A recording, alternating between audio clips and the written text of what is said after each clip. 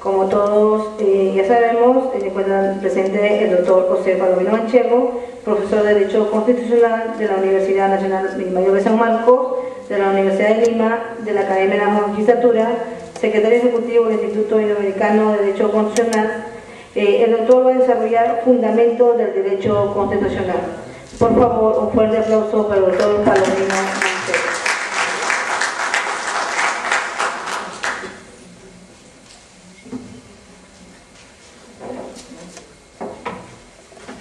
Buenas noches, tengan todos ustedes, queridos colegas, distinguidos alumnos. Hay que ser valiente para estar esta noche aquí y veo que hay un público atento. Con esta paralización vehicular creo que un poco nos compagina el tiempo y los horarios. Así que no voy a ser muy extensivo con la exposición. Me han asignado 45 minutos, voy a respetar los 45 minutos. Y tengo una ventaja, ¿no? Haber escuchado a mi querido colega, el doctor Albizu, porque lo que él ha dicho es prácticamente un abono de terreno para lo que yo voy a decir. Porque no hay sino categorías como son, por ejemplo, el presente vinculante, que gira sobre la base de la creación hermenéutica, de la creación jurisprudencial, y que proviene de un modelo o sistema jurídico que nosotros llamamos el common law. Nosotros no somos common law, nosotros somos civil law. Entonces lo que se me ha asignado a mí son los fundamentos del derecho constitucional, que a su turno también nos recoge su hijo. Su hijo, ¿qué cosa es? El derecho procesal constitucional. El derecho constitucional es una disciplina de derecho público, harto sabido. Eso es importante. Por eso que el derecho penal tiene un jus imperio. ¿Sobre la base de qué? Del jus puniendi. Y el derecho constitucional, como jus imperio, le da esa potestad para que haya un derecho a castigar, especialmente al orden jurisdiccional. Ese es el sentir de Beccaria, del siglo XVIII, del siglo de las luces, de la Belle Époque, y naturalmente del Estado liberal.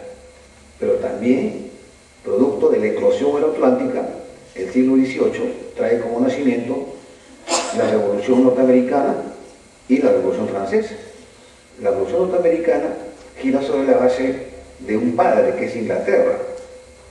Luego de la Revolución Gloriosa de 1688 en Inglaterra, se desprende del cordón umbilical los colonos ingleses y, como ustedes saben, el 4 de julio de 1776 dan nacimiento a una especie de acta natalicia o acta de independencia, y que se corona en 1787 con la primera constitución del mundo, que es la Constitución norteamericana.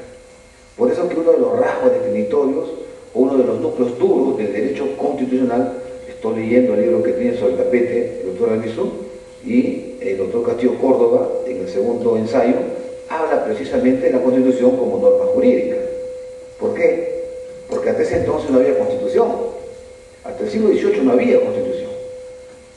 ¿Qué cosa tenía Inglaterra? Coloquialmente hablando, tenía una Constitución. Pero esa Constitución no era una Constitución escrita, no era una Constitución rígida. Y hasta el día de hoy, ¿qué cosa es? Es una Constitución consuetudinaria y es una Constitución, en términos coloquiales, flexible. Y no le hace falta tener una Constitución escrita. ¿Por qué? Porque tiene dos fuentes herculáneas, que son la costumbre constitucional y la jurisprudencia constitucional. Y con lo cual, el derecho constitucional inglés domina el mundo, simplemente porque la costumbre constitucional gira sobre la base de los usos convencionales y que andando el tiempo se han ido positivizando y nucleando dentro de un entramado normativo constitucional. Por ejemplo, el derecho parlamentario, que también es un hijo, a partir del siglo XVIII, del derecho constitucional, conjuntamente con el derecho electoral, conjuntamente con el derecho nacional comparado y con el derecho constitucional interno, que son una disciplina que ustedes lo han llevado en la malla curricular tanto en pregrado como en posgrado, porque tienen parcelas y tienen ítems, y lo que dice Bastián Belaunde, tienen conceptos categoriales, y esos conceptos categoriales son precisamente los que hay que emplearlos, utilizarlos sobre la base de lo que dijo el profesor Albizu, es decir, precedentes constitucionales vinculantes, o quizás también sobre la base de un nuevo pelaje que son las sentencias constitucionales. Y esto no nace al azar, no nace al tuntún, repito, es el producto de las revoluciones euroatlánticas.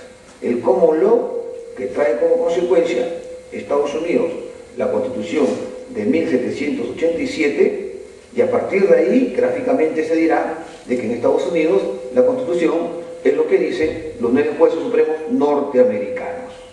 Eso es hasta el día de hoy, a partir de Glenn Kearns, Marbury versus Madison, que ustedes lo van a escuchar en este diplomado permanentemente, porque ahí están los rasgos apinitios de lo que es el control difuso, pero que sin necesidad de tener, como nosotros tenemos, 7 procesos constitucionales, los norteamericanos tienen un concepto categorial que lo utilizan los colonos ingleses cuando vienen de Inglaterra, cruzan el charco y se van a la América del Norte. La judicial review, la revisión judicial, lo que para nosotros sería el control constitucional, trasuntando todo esto en los procesos constitucionales. Esa es la realidad sajona, y esa es la realidad que deben tener en cuenta ustedes hoy en día en un diplomado de Derecho Constitucional y por ende procesal constitucional. ¿Qué significa esto? Significa que hay una creación jurisprudencial. Significa que, desde el punto de vista del common law, los jueces no son repetitivos, no son mecanizados, no son robóticos, no tienen guías trasnochadas, de ninguna manera. Son jueces que históricamente, desde el medievo, edad media alta, edad media baja, se enfrentan al absolutismo del rey. Y esto, naturalmente, tiene su punto de encuentro en el siglo XVIII, con la Revolución Norteamericana. Y en Inglaterra ya estos jueces han demostrado que cuando, por ejemplo, el rey o el monarca iba a un condado y a todo el condado aquí presente les decía: paguen ustedes sus impuestos, ustedes entendían que esos impuestos eran confiscatorios, porque no tenían lo que hoy en día se llama el principio de legalidad en materia tributaria. Y el rey, como tenía poderes absolutos, como coloquialmente se decía, el Estado soy yo. ¿Quién era el Estado? Era el rey. Entonces los detenían y naturalmente se iban a la cárcel. Y ustedes, sobre la base de un instrumento desde el punto de vista histórico, la Magna Charta de 1215, le aplicaban el artículo 39, iban donde el juez, cualquier juez de un condado inglés, y ese juez, más ilustre y desconocido que sea, les daba inmediata libertad. Esa es la razón de ser, ese es el fundamento preliminar que hay que tener en cuenta en un diplomado de Derecho Procesal Constitucional montado sobre los hombros del derecho constitucional, para ver cómo históricamente el rey va dando una especie de concesión ¿hacia quién? Hacia el Poder Judicial. Y el Poder Judicial, a su turno, con el botón de muestra que he puesto sobre el tapete, demuestra qué cosa: que no acepta intromisiones, que no acepta presiones, especialmente las presiones políticas. Ya queda nacimiento a una palabra clave que debe tener todo hombre de derecho, especialmente los que ejercitan o los que imparten la justicia: la independencia judicial. Esa independencia judicial que significa que un juez no puede aceptar intromisiones o presiones como lo hicieron en su día, hace ya 5 o 6 siglos atrás, los jueces sajones ingleses, y que luego lo recogieron los jueces sajones norteamericanos. ¿Por qué? La respuesta es muy sencilla: porque es common law, y el common law gira sobre la base del derecho común. ¿El derecho común qué cosa es? No es sino los propios usos y costumbres convencionales, por un lado. ¿Por qué nace el Parlamento, la Cámara de los Lores, la Cámara de los Comunes? ¿Y por qué dentro de la Cámara de los Lores y la Cámara de los Comunes hay el impeachment, el juicio político, la acusación constitucional, la interpelación? Porque eso eran viejas prácticas sajonas de los condados que, por la fuerza de las cosas, estando presente en la Revolución Gloriosa Inglesa de 1688, se recoge a nivel parlamentario. Y por otro lado, ¿qué es lo que interesa esta noche? Producto precisamente de esa jurisprudencia. Ese es el common law también, la jurisprudencia. Y esa jurisprudencia tiene naturalmente, si hoy en día le daríamos la denominación de precedente constitucional vinculante, ya mentado anteriormente, ellos le van a decir que se llama estar decis, lo que está decidido. Y como no tienen 7 procesos constitucionales, van a tener uno que se llama mandamos, y a través de ese mandamos, ese mandamiento, hay un will, y ese will va a imponer inmediata libertad. Con lo cual, en el modelo sajón norteamericano, siguiendo a su papá Inglaterra, no necesitan un código procesal constitucional. Pero el otro fundamento que viene a renglón seguido y que es naturalmente la pista de despegue del siglo XVIII, llamado el siglo de la Belle Époque o el siglo de las luces, es lo que practican los norteamericanos, siguiendo también las viejas prácticas de los jueces sajones ingleses. La judicial review, la revisión judicial, que trasunta en el control constitucional. Por eso que si ustedes ven la Constitución norteamericana, vigente hasta el día de hoy, van a darse cuenta que esa Constitución no tiene, como tenemos nosotros, el artículo 51 y el 138 infine, supremacía y control constitucional, que son los dos núcleos duros que voy a renglón seguido desarrollar. No tiene, no necesita. ¿Por qué? Porque los jueces sajones crean derecho, los jueces sajones dicen el derecho, y como tienen una palabra mágica que se llama revisión judicial, con esa revisión judicial, en la inteligencia de que es un instrumento o un utensilio de la defensa y salvaguarda de la constitucionalidad, el problema está resuelto. Y eso es lo que hizo y hace hasta el día de hoy Inglaterra, que no tiene una constitución rígida, que no tiene una constitución sino una constitución flexible o constitucionaria. Pero los norteamericanos quisieron ir más allá. ¿Por qué? Porque sabían que esa vieja monarquía inglesa, mañana más tarde, como lo hizo, quería reconquistar sus dominios de las 13 colonias. Y cuando ellos vuelven, ya tenían una nación estable, cuajada, toda la sangre, 3 estados organizados. ¿A través de qué?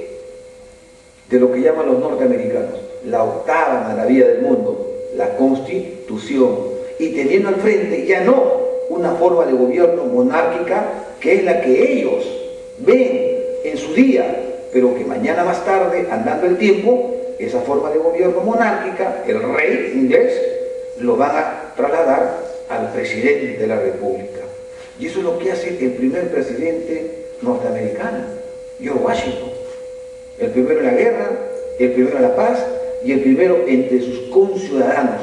Organiza el Estado norteamericano y es el que lleva al frente, ¿a quién? A la Fuerza Armada. Y hoy en día todas las constituciones entienden desde el punto de vista del bloque europeo continental, que es una especie de reflejo del constitucionalismo norteamericano, de que los presidentes de la República son los que comandan y lideran la nación en función de las Fuerzas Armadas. Y así Washington pudo enfrentarse al enemigo, o sea, a su papá. Ese es el secreto, esa es la clave de bóveda para que cuaje un Estado constitucional, en ese entonces un Estado liberal. Pero ahí hay que añadir otra gota más, y esa es naturalmente el tema de la interpretación constitucional, que también es otro núcleo duro, que también es otra cabeza de puente. Pensemos de que ahí sacamos la columna que está acá arriba y se desploma todo. Eso sería la interpretación constitucional en Estados Unidos. Y esto es lo que hacen los jueces. Lo que no está en la Constitución lo dicen los jueces norteamericanos. En la Constitución no está el control difuso, 1787, pero lo dice John Marshall en el Eden, que es 1803. En la Constitución ab initio no estaba en discusión en el Congreso Constituyente de Filadelfia el debido proceso. Terminando el siglo XIX se patentiza el debido proceso, producto de las situaciones coyunturales. Entonces, ¿cómo hay que entender este derecho constitucional hoy en día? El derecho constitucional, estoy demostrando con 2 choques euroatlánticos, la Revolución norteamericana, luego el referirme a la francesa, no es pacífico. Y esto los norteamericanos en esa Constitución le crearon precisamente, ¿no?, esos núcleos duros, esos mecanismos de autodefensa que hoy en día se complementan a partir de los procesos constitucionales. ¿Cuáles son? El derecho a la revolución, el derecho a la insurgencia y el derecho a la resistencia. Con lo cual la Constitución admite de que tiene mecanismos de autodefensa, complementados, repito, con los procesos constitucionales. ¿Producto de qué todo esto? No es producto de una reforma constitucional, como se suele hoy en día en América Latina dar, lo que decía el presidente de la República en su discurso de Fiesta Patria. Reforma constitucional para el derecho al agua. Un momento, eso ya está dado. ¿Y de quién aprendimos eso? De los norteamericanos. Las cláusulas pétreas, eternas, inmutables, sobre la base que no se puede reformar la Constitución, también tiene otro contenido, los derechos implícitos o no enumerados.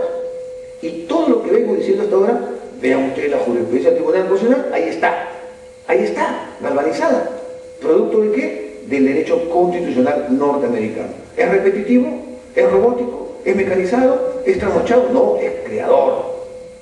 Y como es creador, ¿qué cosa trae como consecuencia? Naturalmente trae como consecuencia una producción jurisprudencial. Y esa producción jurisprudencial es la que va prácticamente a delinear. Por eso que para los jueces norteamericanos, desde 1787, le era fácil montarse sobre los hombros los leading case que provenían del derecho sajón inglés. Y como ellos eran jueces que tenían ya prácticas y usos desde el punto de vista de la impartición de la justicia, le era fácil intuir los problemas. Y para eso, ¿qué cosa tiene el common law? El common law tiene el sentido común. Y el sentido común es la clave del arco, o es el éxito para los efectos de que un juez pueda, con olfato, intuir los problemas constitucionales. Esto se deja notar en Estados Unidos y vamos a ver ahora qué es lo que sucede en el otro lado, en el viejo bloque europeo continental, que en ese entonces, en el siglo XVIII, era el viejo mundo, y era todo prácticamente, era todo.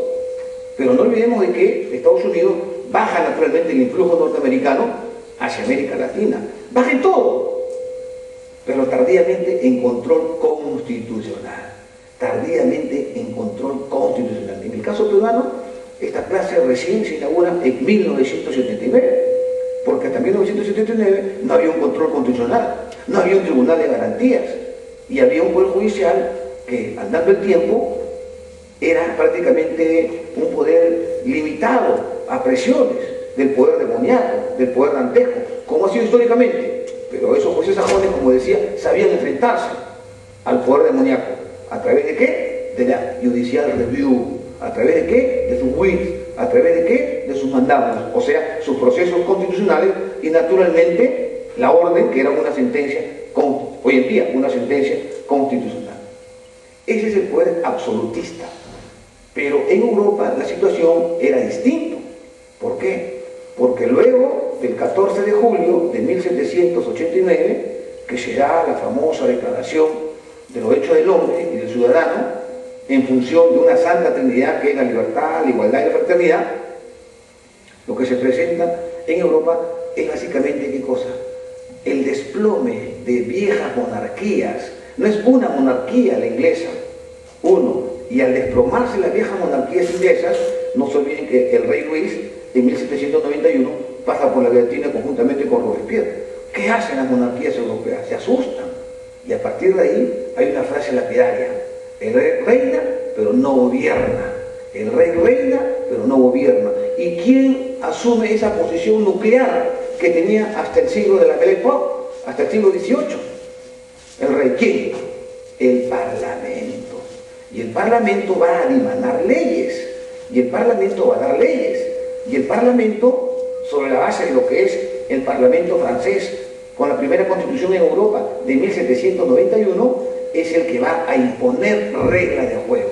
Al rey lo ponen como un cero a la izquierda, y naturalmente el Parlamento, sobre la base de que hay una democracia participativa y una democracia representativa, porque ahí hay elecciones, ya no se ajusta a la realidad del siglo XVII, de que el rey provenía de una revelación sobrenatural y como tal gobernaba hereditariamente hasta que se muere en la tierra. Eso se acabó.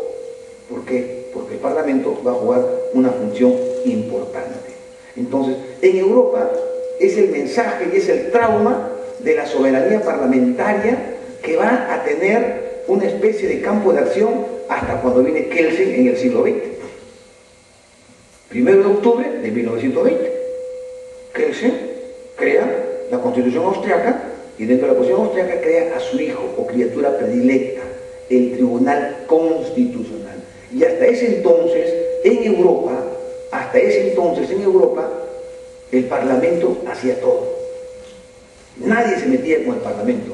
Y había un mensaje del siglo XVIII. El mensaje era de Montesquieu. Montesquieu decía de que el juez es la boca que pronuncia las palabras de la ley. Y como tal los reyes, el juez es la boca que pronuncia las palabras de la ley. En consecuencia, esa ley que provenía del Parlamento, naturalmente tenía que ser respetada. Pero a ello se añade otro defecto congénito hacia la judicatura, no norteamericana, sino hacia la judicatura europea.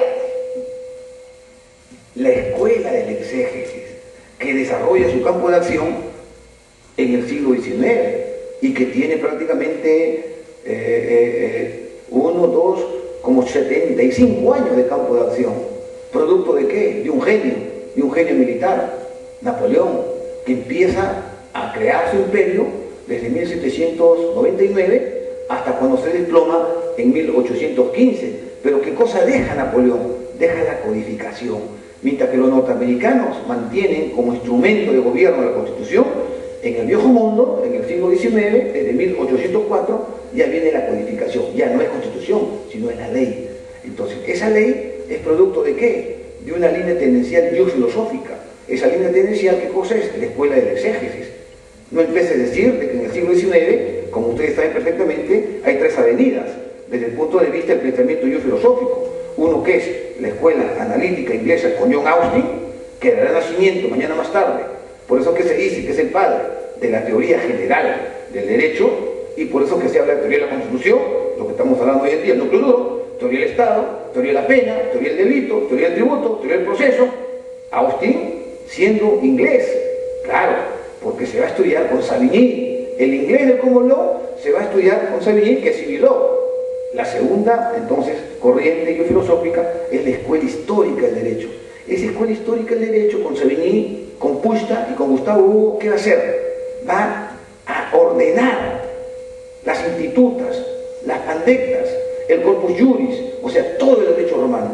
Y ese genio llamado Savigny, naturalmente, influye con la codificación. Y como Napoleón era un genio militar, pero que andaba rodeado de amigos que conocían, no amigotes, no compadres, asesores en el buen sentido del término. ¿Quiénes eran? Los grandes comentadores del Código de Napoleón. Entonces incluyó el problema. Incluyó un problema constitucional que por ventura no avanzó hacia América Latina. El Estatuto de Bayona de 1808, que impuso, ¿no? Pepe Botella, le impuso ¿a quién? A Fernando VII. Y por eso que la corona española entiende que esto es así y se congracia con su dominio de ultramar y da nacimiento a lo que hoy en día se está celebrando. Y en estos días seguramente van a ver ustedes, pueden reclamar, no es una propaganda, su última revista del Foro, la Constitución de Calle de 1812. Y por otro lado, eso es materia de atención de otra charla. Y por otro lado, la codificación. Esa codificación, ¿qué cosa es? La escuela del exégesis. Esta es la tercera línea tendencial, que la asume Napoleón con el abono del terreno que le hace Savigny, porque Savigny tuvo la codificación y Napoleón dice, vamos a codificar las normas. Y a partir de 1804, como ustedes saben, nace el Código Civil, luego nace el Código Penal, el Código de Enjuiciamiento en materia criminal, como se llama en ese entonces, Código de Enjuiciamiento en materia civil, como se llama en ese entonces, y toda la codificación, ¿qué cosa es? Producto de la ley. Y esa exégesis tiene dos caracterizaciones: el culto a la ley y el culto al legislador. Mientras que en América del Norte, haciendo un símil, se discutía ya la interpretación constitucional, que va a ser lo último que voy a hablar. En Europa era la interpretación de la ley. Interpretación de la ley porque ese parlamento, esa soberanía parlamentaria absolutista, luego de haber dejado como pieza de museo al rey, otra forma de gobierno antigua, naturalmente que imponía su regla de juego. Repito, viene Kelsen y a partir de 1920, ¿qué cosa va a hacer el Tribunal Constitucional? Derogar total o parcialmente leyes que tienen tufío o vicios de inconstitucionalidad, y con lo cual el Parlamento retrocede y sale al frente. ¿Quién? Sale Kelsen. ¿A través de qué? Del Tribunal Constitucional. Mientras los norteamericanos crearon el control difuso, correcto, la Judicial Review, el modelo norteamericano, con efectos interpartes, correcto, Kelsen crea el modelo concentrado, en vía directa, austriaco, europeo o kelseniano, con efectos erga omnes. Ya no deroga, o ya no inaplica, ahora va a derogar total o parcialmente las leyes que tienen vicios de inconstitucionalidad. Pero ¿cómo ese derecho constitucional norteamericano ingresa silenciosamente al viejo mundo? Ya estaba la Constitución, que era prácticamente el buque insignia, y naturalmente la que delineaba todo el sistema de fuentes.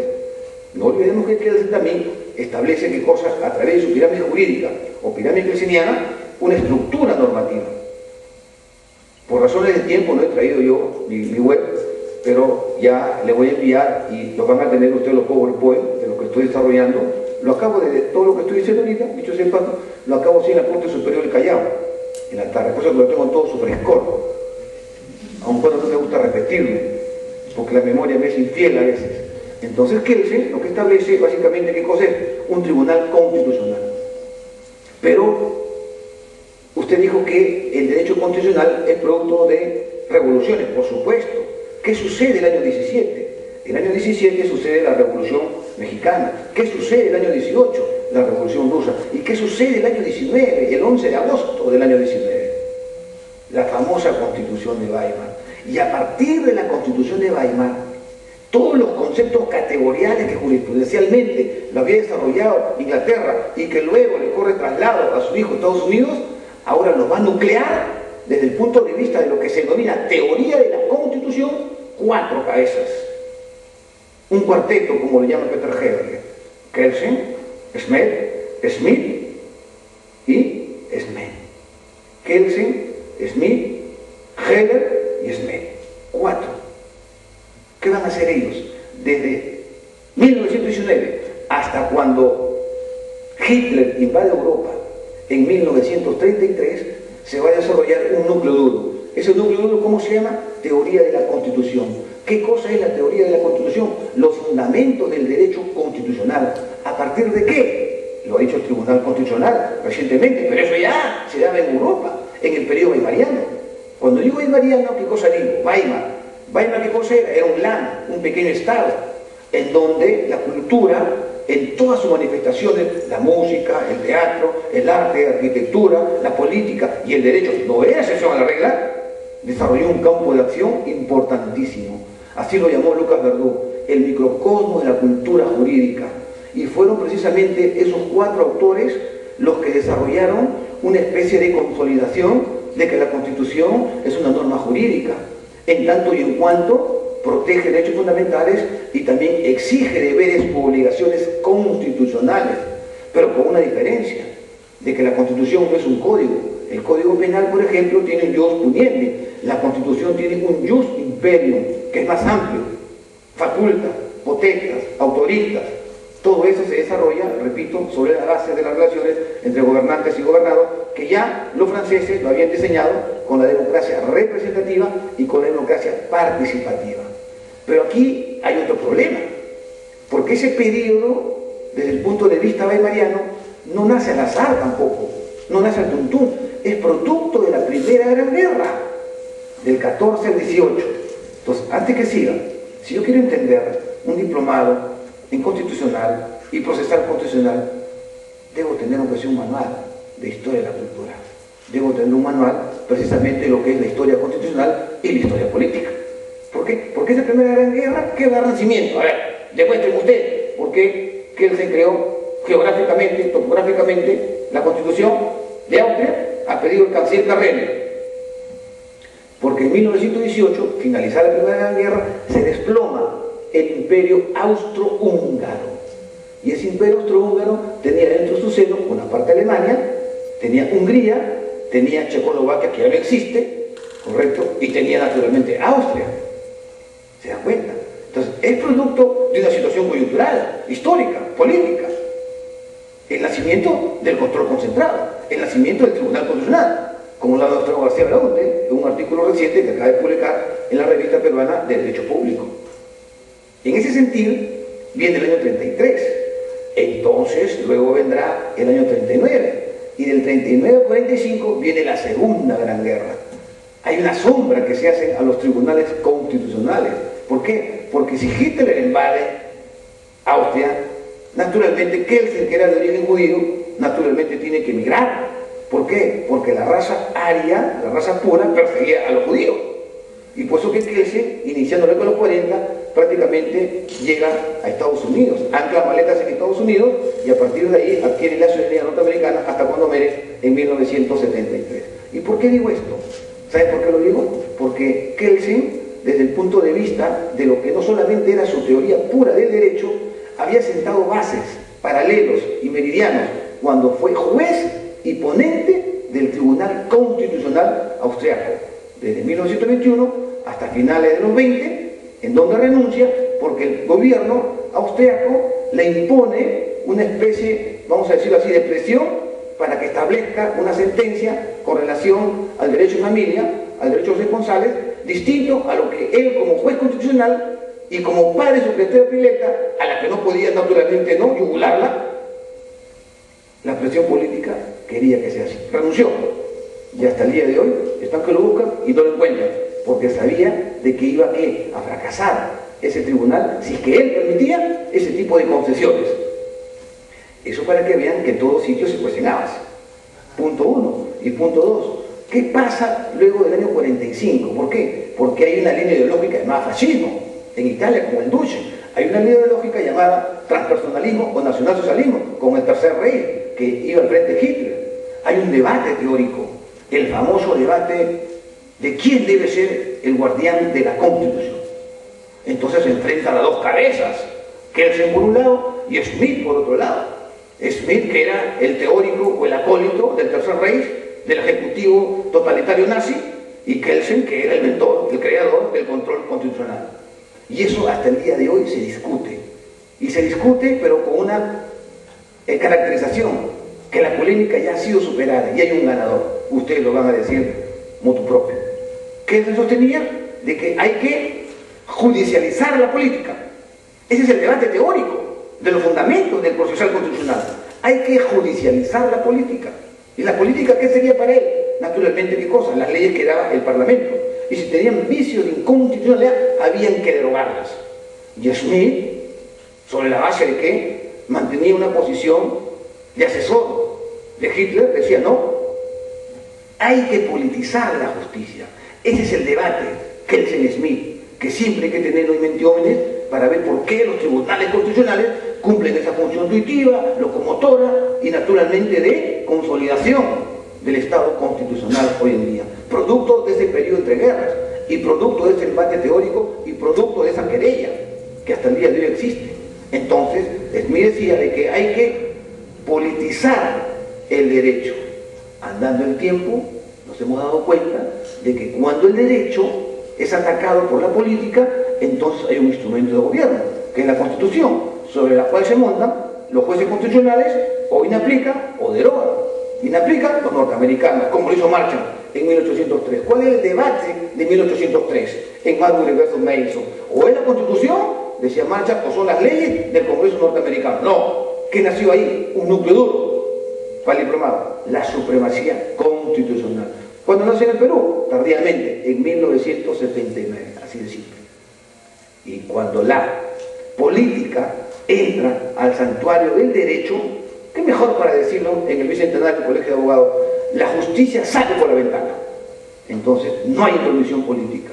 Viene el año 45, hay una especie de reverdecimiento, nace la Sociedad de Naciones, que era del año 20, desaparece, hoy es Naciones Unidas, y nacen los instrumentos internacionales, por un lado, y nacen los organismos supra o internacionales, por otro lado. Por ejemplo, producto de esa tabula rasa que se hacían a los hechos fundamentales, había que buscar mecanismos apropiados, entre otros, por ejemplo, ahora que se celebra los 10 años de la Corte Penal Internacional, el juicio nulo, el juicio de Tokio, y más adelante, ¿no?, con la Yugoslavia. ¿Cómo se llama eso? Derecho penal internacional. ¿De dónde nace? Del derecho internacional de los derechos humanos. No se puede entender un diplomado de constitucional y procesal constitucional si es que todo lo vemos control concentrado, control difuso, cuando el orden internacional hoy en día silenciosamente nos ha impuesto el control convencional. Caso Sesti, caso de la Rosa, caso de la Cantuta, caso de los Altos, ¿no?, caso de Tamayo. ¿De dónde proviene eso? De las sentencias de la Corte Interamericana. ¿Y cuál es la pista de espere? 1945. Y eso lo tenemos al frente, por ejemplo, con el nacimiento de las Naciones Unidas. Nacimiento de las Naciones Unidas del Comité Internacional de Derechos Humanos, que también protege a nivel superinternacional los derechos de las personas. Y el 10 de diciembre de 1948, con la famosa emblemática Declaración de los Derechos Humanos, que la desarrollan como anteproyecto dos naturalistas como son René Cassin, ¿no?, desde el punto de vista de la filosofía naturalista, ¿no?, una especie de fundamento de la libertad, un naturalismo racionalista que el siglo XIX lo había pagado. El siglo XIX lo había pagado ¿con qué? Con la exégesis, con la escuela histórica y naturalmente con la escuela analítica, porque hasta el siglo XVIII que reinaba la razón de la persona sobre la base de un contractualismo de Rousseau que se impuso a la razón divina del rey, y esa razón de la persona, no es así, un derecho natural racionalista, el siglo XIX la paga, y por la fuerza de las cosas, por el nacionalismo y por otro lado por el fascismo, reverdece, como lo dijeron entre otros, ¿no?, de los autores, René Cassin y naturalmente el neotomista Jacques Maritain. Entonces hay un naturalismo que va a estandarizar al positivismo, que es la línea de la filosofía del derecho que impone Kelsen a partir de su teoría pura del derecho. Positivismo jurídico es la inteligencia que el Estado establece reglas de juego. Positivismo jurídico es la inteligencia que hay un instrumento de gobierno, que es la norma jurídica. Y positivismo jurídico es donde el Estado prácticamente desarrolla su campo de acción para las relaciones entre gobernantes y gobernados. Y como hay ya experiencia anterior que nace para que el derecho constitucional hoy en día sea un derecho constitucional jurisdiccional o jurisdiccionalizado, en la inteligencia de que son los jueces lo que establece la regla de juego a partir de sus sentencias. Como dijo Kelsen, una sentencia que la realizaba en la década del primer periodo un órgano llamado Tribunal Constitucional, que era un órgano legislativo negativo prácticamente. ¿Por qué negativo? Porque derogaba las leyes inconstitucionales del órgano positivo. ¿Quién era el positivo? El Parlamento. Y luego en 45, ese órgano negativo, coloquialmente hablando, se convierte en positivo. ¿Por qué? Porque sin necesidad de establecer una reforma constitucional en Europa, por eso que en Europa la reforma constitucional es como una pieza de museo. ¿Por qué? Porque todo lo dice el Tribunal Constitucional. Entonces, sin necesidad de establecer ese tipo de modus operandi o de mecanismo, revisión total o parcial, los tribunales constitucionales europeos, el alemán, el italiano, el austriaco, más de pronto el Consejo Constitucional francés y más de pronto el Tribunal Constitucional español, ¿qué función cumplen? Una función de legisladores positivos.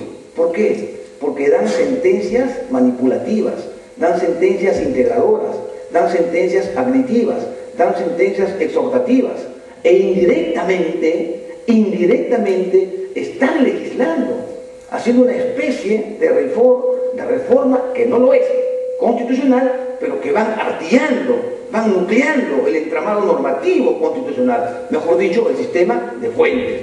Por eso que una de las últimas ratios que hay en el campo constitucional y por ende en el procesal constitucional es cuando la Constitución se convierte en fuente de fuentes, porque tiene un coronamiento y a partir de ahí nadie puede ir más allá de la Constitución.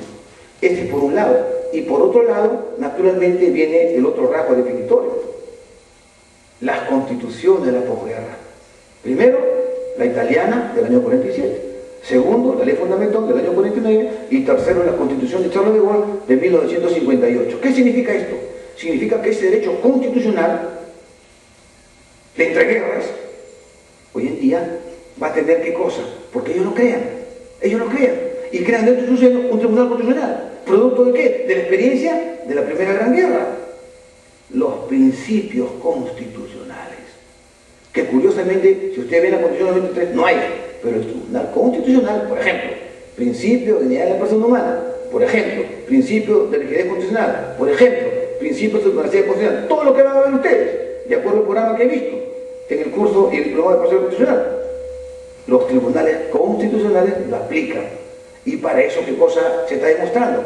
De que ya el periodo weimariano había abonado el terreno del año 19 al año 33 con una teoría de la Constitución. ¿Qué contiene una teoría de la Constitución? Contiene la Constitución, clasificación de constituciones, rigidez constitucional, control constitucional, supremacía constitucional y lo que diría el último, interpretación constitucional. Así de simple. ¿A partir de qué? A partir de lo que dicen, naturalmente, los tribunales constitucionales. Y hoy en día, porque también hay otra situación coyuntural que hay que poner sobre el tapete, ¿viene qué cosa? Viene otra eclosión. Porque si hablamos del mundo globalizado, si hablamos hoy en día del mundo, de la posmodernidad, ¿qué ha pasado? ¿Qué ha sucedido? Finalizando la década de los 80, se desploma el muro de Berlín.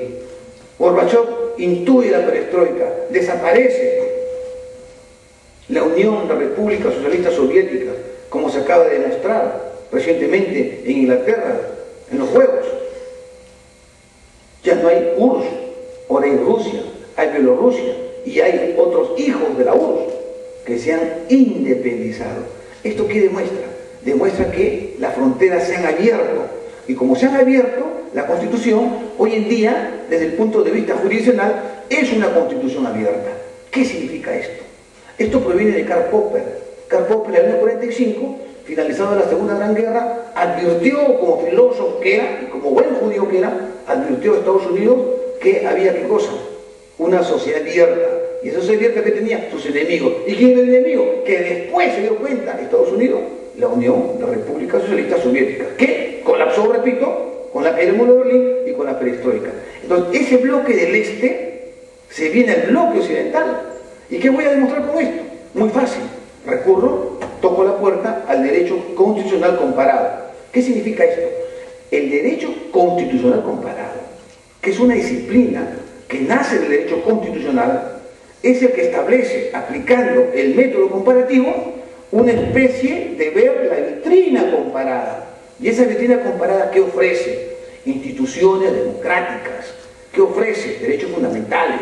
O sea, tiene utensilios que gozan de predicamento y aceptación en la vitrina comparada y deben ser analizados, discutidos en una reforma constitucional, y a partir de ahí el nacimiento de una nueva constitución sigue, ¿qué cosa? Fuente de inspiración que ofrece la vitrina comparada.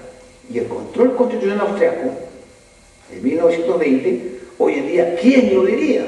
¿Lo aplican quiénes? Todos los ex países de la Unión de Repúblicas Socialistas Soviéticas, ¿correcto? ¿Qué tienen hoy en día? Tienen tribunal constitucional. ¿Y qué más tienen? ¿Qué diría Stalin? ¿Qué diría Lenin? ¿Qué diría Marx? ¿Qué diría Engels? Tienen presidente de la República. ¿Por qué? Porque esa figura del presidencialismo norteamericano silenciosamente ha ido entrando al modelo parlamentario europeo. Y como consecuencia de todo esto, los conceptos categoriales puros, puro que es Inglaterra, puro que es Estados Unidos, puro que es Francia, puro que es Italia, puro que es Alemania, con ciertos ornamentos ingresan a las constituciones de la posguerra. ¿Y qué trae como consecuencia todo esto?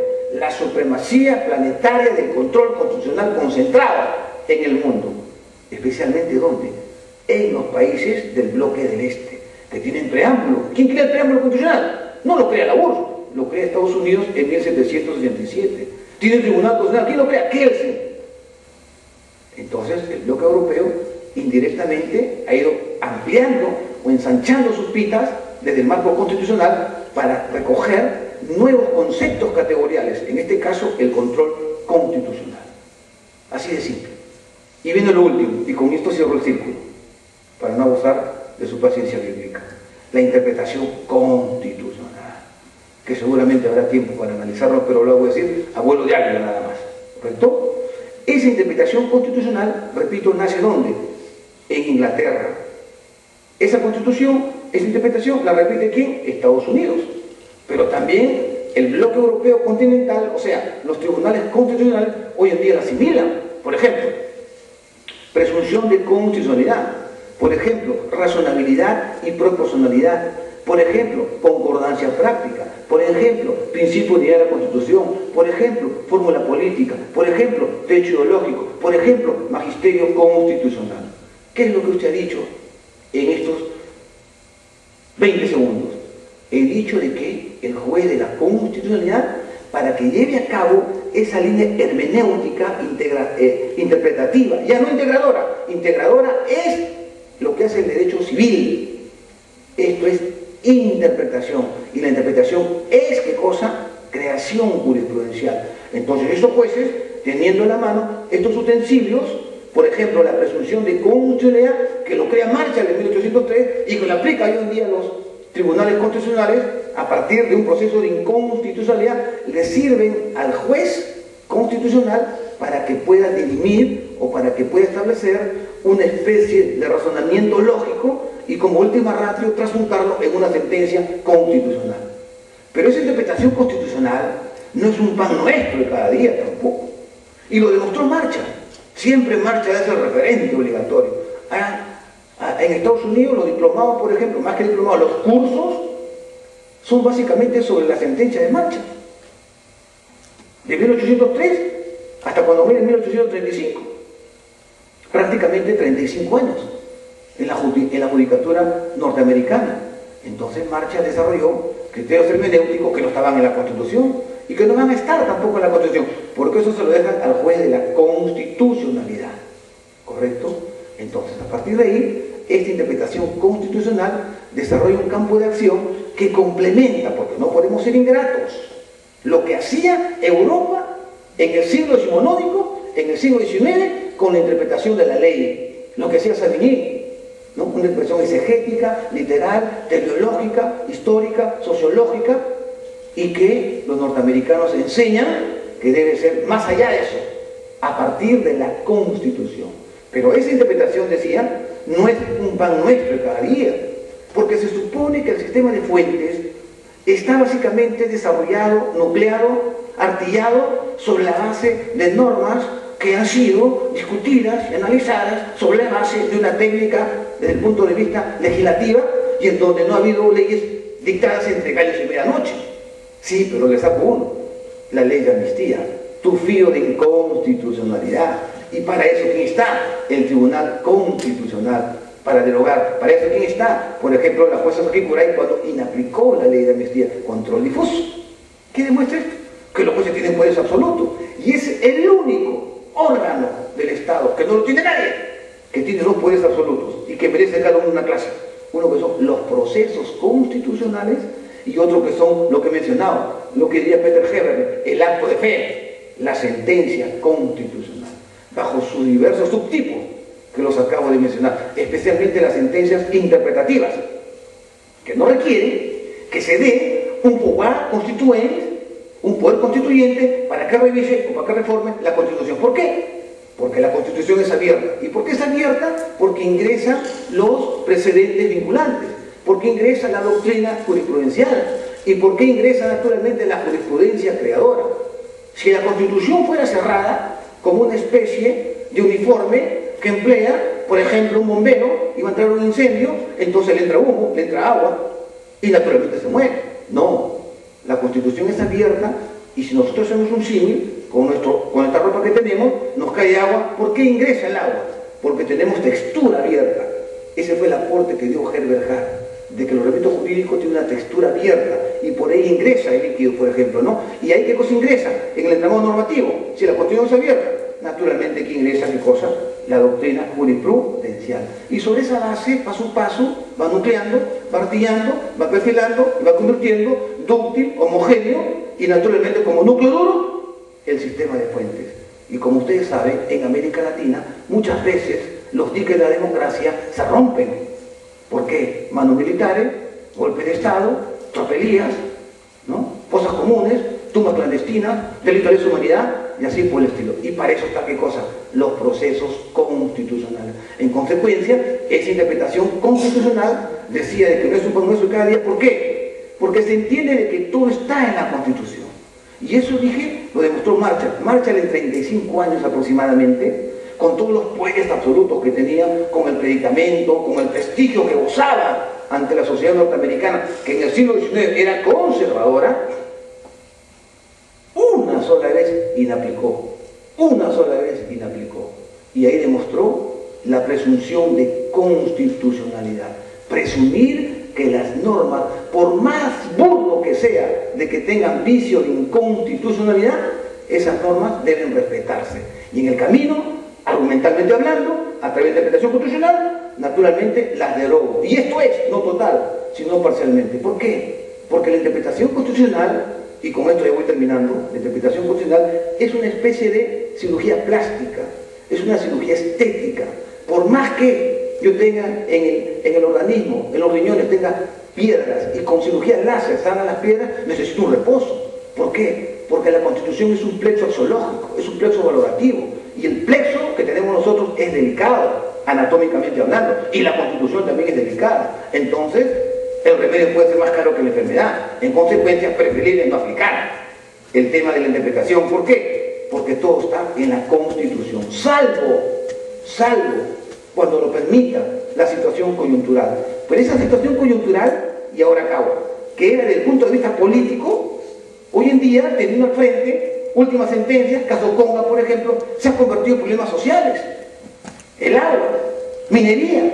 Entonces, el juez de la constitucionalidad, que pensaba hasta el umbral del siglo XX, de que los problemas políticos, eso es cierto, y todavía vale, tienen soluciones jurídicas y se discuten en sede constitucional y por tanto no hay islas porque todo está sujeto al control constitucional. Ahora el juez tiene que pensar en lo que pensó ¿quién? Marshall, la previsión de consecuencias, porque ese caso Conga yo no lo voy a pensar siendo juez de la constitucionalidad, tribunal constitucional, resolver el día de hoy y sacó el problema. No, hay que ver qué efecto va a tener en el futuro. ¿Y quién me da la clave del arco? ¿Quién me da en cierta medida la solución? El tema de la interpretación constitucional. El tema da para más, pero creo que me he excedido y por tanto les agradezco su paciencia en todo su valor. Muchas gracias.